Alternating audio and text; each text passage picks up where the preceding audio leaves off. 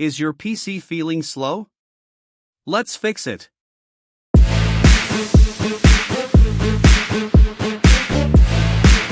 Our PC may feel slow even after many restarts. Sometimes this is due to improper shutdown. Head over to Task Manager. Click on Performance tab.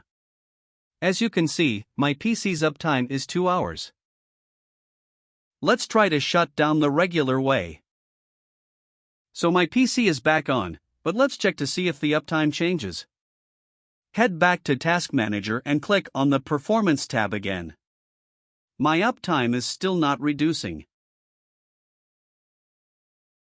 Go to Power Plan and click on what the power button does.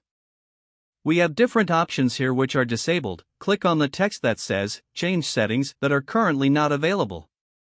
Now disable the Turn on Fast Startup option. Save the changes.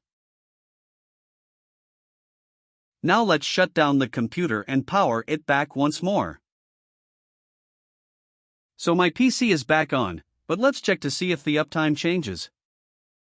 Head over to Task Manager. So we did it, the uptime changed this time.